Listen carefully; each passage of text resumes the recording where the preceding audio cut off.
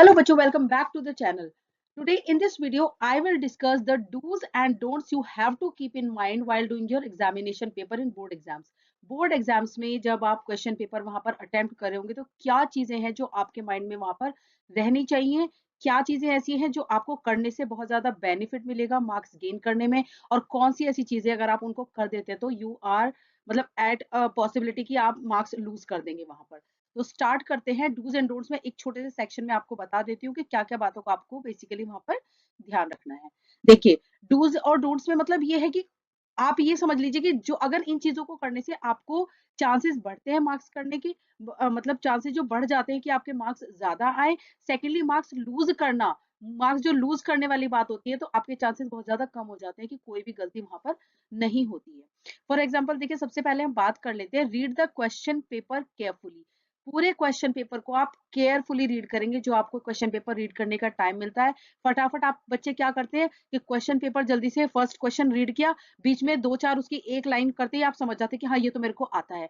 लेकिन आप वहां पर करते समझ ये भूल जाते हैं कि इसके कुछ पार्ट्स भी दिए हुए होंगे, या फिर एमसीक्यूज में बहुत सारे क्वेश्चन ऐसे आ जाते हैं कि you have to find out the incorrect one. आपको इनकरेक्ट वन सर्च करना होता है। आप उसको पढ़ते ही नहीं है केयरफुली कि मुझसे इनकरेक्ट वन पूछा है, आपको लगता है ये भी सही है, ये भी सही है, ये भी सही है, ये कौन सा सही लगाऊं। तो आपका माइंडसेट वहां रहता है कि उन्होंने सही वाले को टिक करने के लिए दिया होगा, विच वन इज करेक्ट।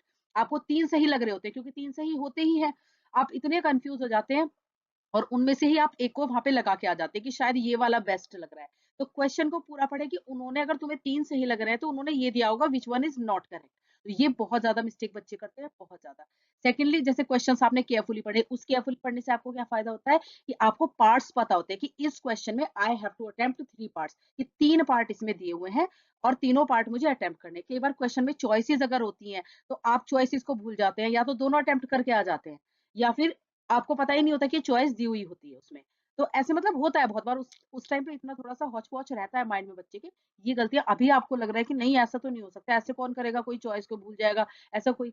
ये होता है जब हम क्वेश्चन पेपर वहां पे चेक करते हैं तो हम देखते हैं कि हाँ बच्चों ने कुछ ऐसी गलती करी कि दोनों क्वेश्चन को भी अटेम्प्ट कर दिया है। कई बार वो सोचते हैं कि अटेम्प्ट इसलिए कर देते हैं कि कौन सा बेस्ट है उसको हम कर देंगे, चलो वो चल जाता है कि बच्चे के माइंड सेट से कि भाई उसको लग रहा है कि मैं दोनों कर देता हूँ, ज्यादा वाले को मैम मार्क्स दे देंगी। तो ऐसा आप कर सकते हैं, बट फिर भी एक बहुत अच्छा रहता है अगर आप अच्छे से क्वेश्चन पेपर को रीड करें। तो पहली बात तो ये कि आपको क्वेश्चंस और क्वेश्चन पेपर को बहुत अच्छे से रीड करना है। उसके पार्ट्स देखने हैं आपको, कौन कौन से पार्ट्स उसमें दिए हुए हैं, वही पार्ट्स आपको जैसे अटेम्प्ट करने, कोई भी पार्ट आपका वहां पर छूट ना जाए।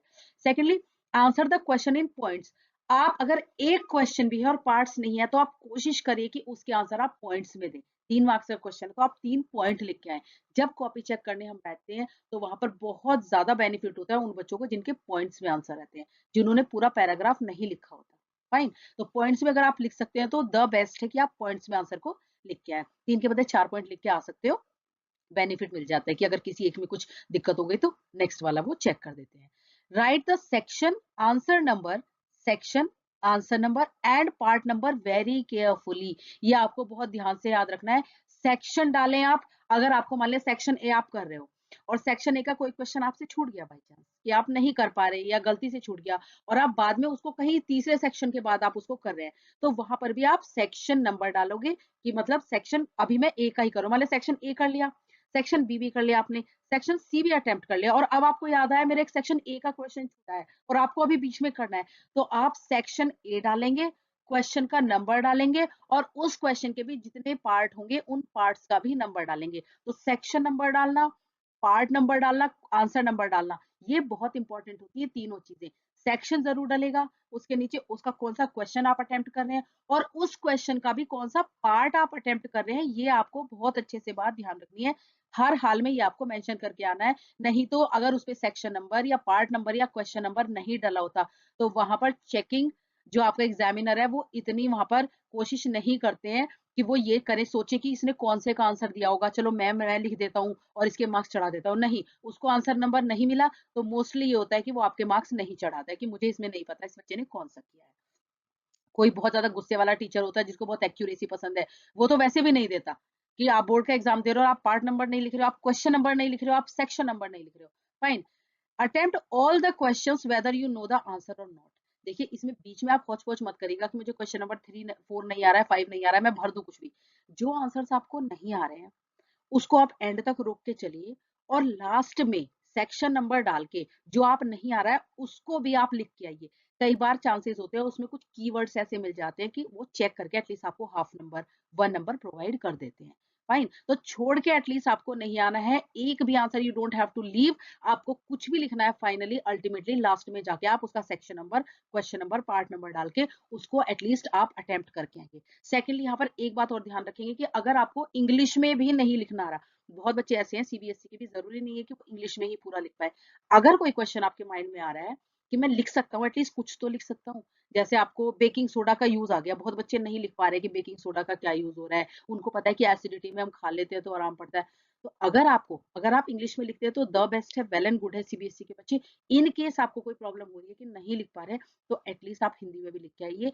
बार बार ये बात कह रही हूँ कि आपको लीव नहीं करके आना, आप हिंदी में लिख के आइए।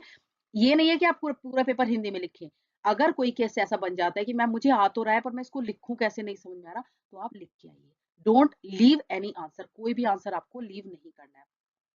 नेक्स्ट बात, आप एक बात और ध्यान रखें, वहां क्वेश्चन मत लिखने लग जाना हौच पौच में कि आप क्वेश्चन भी लिख रहे हो और मैम एग्जामिनर को अच्छा लगेगा मैंने ब्लू पेन से मैंने ब्लैक पेन से क्वेश्चन लिखा है फिर मैंने आंसर लिखा है, कोई फर्क नहीं पड़ता वहां पे किसी को। आप क्वेश्चन लिखे नहीं लिखे किसी को कोई फर्क नहीं पड़ता, उनको आंसर से मतलब है कि आपका आंसर अच्छा होना चाहिए और मतलब आंसर लिखा होना चाहिए, सही लिखा होना चाहिए।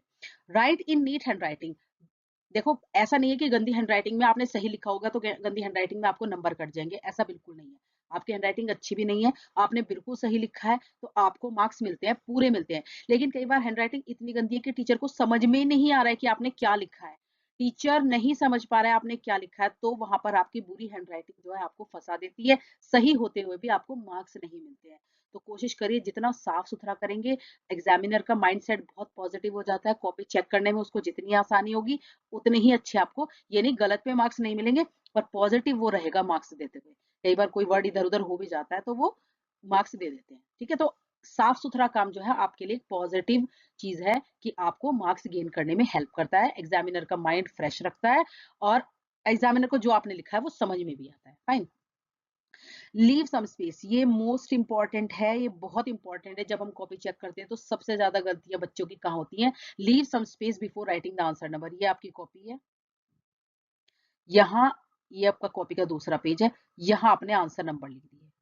अब जब आपने यहाँ पे थ्रेडिंग की, अब जब यहाँ पे आप थ्रेडिंग कर रहे हो उस टाइम क्या हो रहा है, ये छुप गए हैं तो इतना टाइम होता नहीं है, वो करते बहुत अच्छे से एग्जामिनर चेक, कोशिश भी करते हैं कॉपी खोलने की, लेकिन कई बार थ्रेडिंग के साथ में यहाँ कहीं पार्ट नंबर दबा रह जाता है, तो चांसेस होते हैं कि आपका जो है क्वेश्चन चल रहा है, उनको लगा पूरा क्वेश्चन एक ही, कई बार ऐसा हो जाता है पार्ट नंबर छुप जाता है तो नंबर जाने के चांसेस होते हैं बहुत ज्यादा, बहुत ज्यादा। पार्ट नंबर यहाँ पर मेंशन होना चाहिए और इतनी स्पेस एटलीस्ट, ये आपकी नोटबुक है तो आप इतनी स्पेस लीव करके यहाँ पे आप आंसर नंबर या पार्ट नंबर डालेंगे, आप जगह छोड़ेंगे जरूर।